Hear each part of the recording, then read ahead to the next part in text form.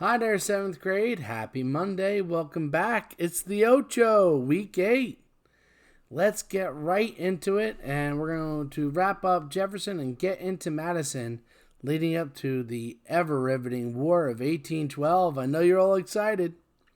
Today we're going to look at the foreign policy difficulties faced by both Mr. Jefferson and Mr. Madison as a result of the aggressive actions by the British and really the French, leading eventually up to the War of 1812. Now look at me, I'm on a boat. I even changed my Bitmoji. I realized that my beard is far more gray than it is brown. All right, so let's get into the Embargo Act. We've talked a few times about how the British and the French waged war against each other a lot. And after the French Revolution, the British and the French were at war for decades, going back and forth, back and forth. The British didn't want the ideas of the revolution to spread. The French wanted to be a force to spread their revolutionary vision throughout Europe and the world. Then you have Napoleon, who not only wants to do those things, but he also pretty much wants to be a dictator of the world, spreading the vision of how he thinks the world should be ruled. All this stuff is going on. And the British and French are competing against one another, and the U.S. wants to trade with both of them. Hey, two sides at war. Let's sell both of them stuff so we can make money off that war. Yippee. And the British are like, wait, we don't want you trading with the French. And the French are like, we don't want you trading with the British. So they both start attacking U.S. ships trying to go trade with the other side. The British in particular, as mentioned on Friday, moves. They are impressing, like forcing them to serve in their military, saying that they were actually deserters of the British military since, America used to be a British colony, and forcing them to go serve in their army. More than 10,000 U.S. sailors are forced to fight and serve in the British Navy during this conflict. And as mentioned previously, many people want the U.S. to go to war with the British. Jefferson, like Washington, like Adams, now that he's in the office, realizes, geez, it would be a really bad idea for us to go to war with England or France right now. We're not in any shape. On top of that, Jefferson right away started reducing the size of our military, so he doesn't want to get now into a war, and he's already involved with one with the Barbary pirates, as you remember from last time as well. So he instead chooses to have an embargo on all imports and exports that are going to Europe. We can trade to other parts of the world, but not Europe. All of Europe, not just France, not just Britain, the whole stinking continent.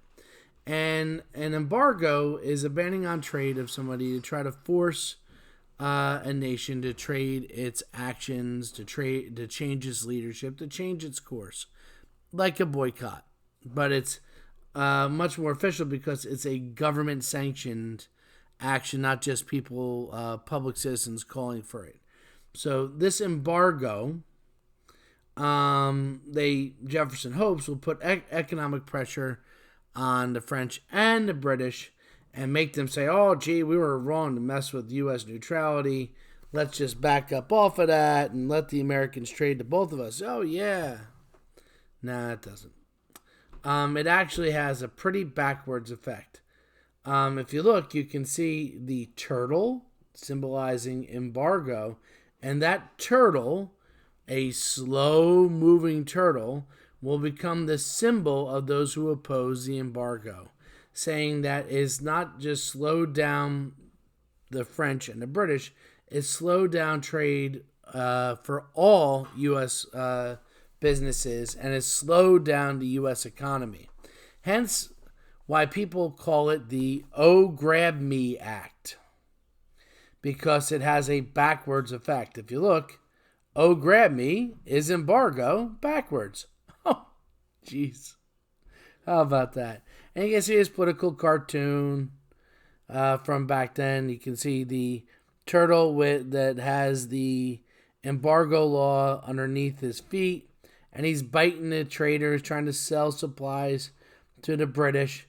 And the guy back here saying, "Oh darn it, how he nicks him, how the embargo's biting the merchants." And he says, "Oh, this cursed will grab me." And here are people, since they can't trade with the British anymore, smuggling. So yes, this has a backwards effect. It hurts the Americans more than it hurts the British, more than it hurts the French. It just hurts us more. Exports dropped by almost $90 million, which in 1800s money is a lot of money. And people angry that they can't buy the European products they depend on, so they start smuggling them. Smuggling stuff through Canada, so on and so forth. So it increases Americans breaking the law. It decreases Americans' money that they're making. And it actually doesn't hurt the British at all because they're still, or the French, because they're still selling stuff to us, now just smuggled. And America is not getting any of that tax money or tariff money. So it has a backwards effect. And this definitely has a negative effect on Jefferson's ability to get things done during his second term. But, like Adams, unpopular as it is, he keeps America out of war, which is probably a good thing. Well, let's say goodbye to Thomas Jefferson, and let's say hello to James Madison. There he is. Jimmy James. James Madison is kind of Jefferson's hand-picked successor. When we watch the stuff from Hamilton, it kind of shows Madison as Jefferson's right-hand man, and he really kind of was this. They were inseparable. They were really tight. And as the Secretary of State for Jefferson, remember, Jefferson was a Secretary of State, held that office in really high regard. He puts Madison there to kind of be his right hand at carrying out his policies. So Madison comes in and is elected pretty easily. And he has a pretty nice background. Besides working with Thomas Jefferson as the Secretary of State, he was the writer of the Federalist Papers. He is the writer of the Bill of Rights. And most notably, his notes are what the U.S. Constitution's writing are mostly based on.